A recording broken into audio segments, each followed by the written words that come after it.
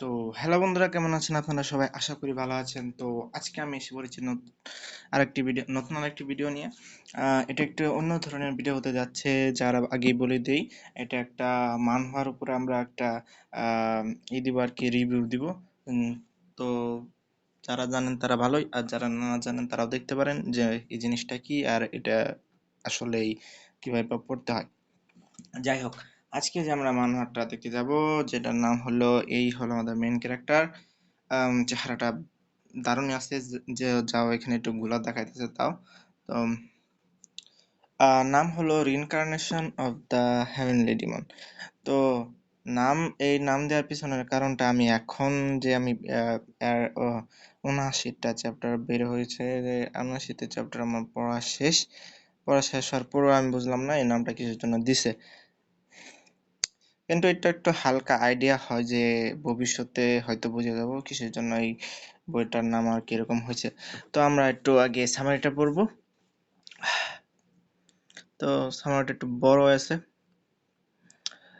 তো কাহিনী হলো, যারা যে মানহা পড়েন তারা তো মার্শাল আর্ট মানহা বা মারিম মানহা গুলা পড়ে থাকেন। সেখানে আম, অনেক কিছুই থাকে। যারা আর কি পড়ে থাকেন তারা জানেনই যে ওইখানে সেন্ট্রাল কন্টিনেন্ট থাকে, তারপরে অ্যালায়েন্স, মারিম অ্যালায়েন্স থাকে, মার্শাল অ্যালায়েন্স থাকে, ডেমনিক সেক্ট থাকে, ব্লাড সেক্ট থাকে, বা ব্লাড কাল্ট যাই বলে ওগুলো থাকে।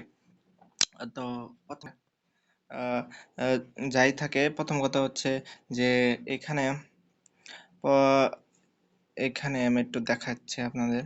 তো এটা হলো অ্যালায়েন্স লিডার হল। আর এটা হলো প্রথম টুক আর কি, অ্যালায়েন্স লিডার টায়ান হ্যাজিন। তো নামগুলো একটু ই ধরনের যাই বলে থাকেন। তো এই বৃদ্ধ লোকটার দেখি কিছু বলার নাই। ইনি না তো, ইনি হলো এনার আগের জন্মের কাহিনী, আমাদের হিরোর আগের জন্মের কাহিনী এখানে প্রথমে বলা হইতাছে। আর সে আগের জন্মে একজন মারিম অ্যালায়েন্স লিডার ছিলেন। খুবই একটা বড় পদ এটা বইয়ের মধ্যে। আম, দেখে খুবই ভদ্র সভ্য মনে হইতেছে। এখন তিনি বাইরে যায়, মানে স্নো দেখতে যায়, মারা যাবে। তো এখানে জিজ্ঞেস করতেছে, what kind of person I am, what are you talking about. অনেক ডায়লগ আছে। এরা দুইজনই ভালো লোক আমার মতে। আহান কথা মতে এখানে আমাদের যে নায়ক আছে, সে একদম ছোটবেলা থেকে অনেক যুদ্ধ করতেছে, এখানে দেখাইছে একদম সুন্দরভাবে। আর এগুলো পড়লে বোঝা যাবে। তো অনেক তো তাকে সুপ্রিম বলা হয়, অনেক শক্তিশালী ধর। and the symbol of righteousness and martial are the existence itself.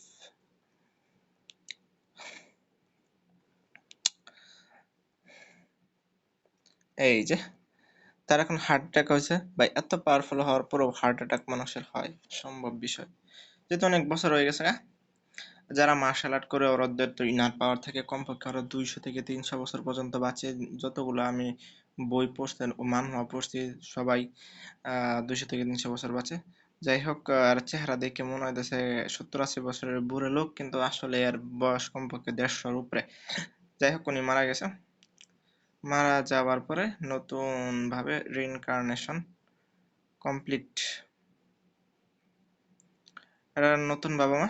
আর এই হলো আমাদের হিরো, দেখতে দারুণ অস্থির, একদম হট যাকে বলে। আম, আমার একেই দেখতে সুন্দর লাগছে। আর এই পর্যন্তই, বেশি দেখালে হয়তো কপিরাইট খেতে পারি। যাই হোক, আর 79টা চ্যাপ্টার আছে, পড়লে খুবই একটা ভালো এক্সপিরিয়েন্স পাবেন আমি মনে করি। আর অ্যাকশন সিনগুলো ভালো, একদম ইন্টেন্স কিছু পাবেন। এরকম যদি ওই যে যদি বলেন যে ক্রনিকল অফ হেভেনলি ডিমন এরকম কিছু, তো আরেক কিছু চ্যাপ্টার যাইতে হবে, এখনো স্টার্টিং পয়েন্টে আছে, আর স্টার্টিং পয়েন্টটা অনেক ভালো আমি আশা করি। তো দারুণ। আর আমি বুঝতেছি না আমি বাংলাতে বলতেছি কিসের জন্য। দেখি কেউ যদি পড়ে থাকেন বা মানহা পড়ে থাকেন, আমার কমেন্টে ঠিক বলবেন যে ভাই আমি পড়ি। তো জানলে ভালো লাগে যে কেউ পড়ে, আমি বাদেও, এখান থেকে। ঠিক আছে, আসসালামু আলাইকুম। এটারই ইন্টারভিউ ছিল। আর যারা এটা পড়েছেন, পড়ার পরে আপনি যদি পড়ে থাকেন, যদি এটা তো অনেক রেয়ার কেস, যদি পড়ে থাকেন কেউ, তাহলে আমরা বলতে পারেন আপনাদের এটা কিরকম লাগছে, এটা ভালো ছিল না খারাপ ছিল, আপনাদের কিরকম লাগছে এটা বলতে পারেন। আর কোনো রেকমেন্ডেশন থাকলেও বলতে পারেন। আমার প্রায় তো সবই দেখা শেষ, মানে পড়া শেষ। আমি খুঁজতেছি নতুন নতুন বই। ঠিক আছে, তাহলে আজকে পর্যন্তই। Good bye.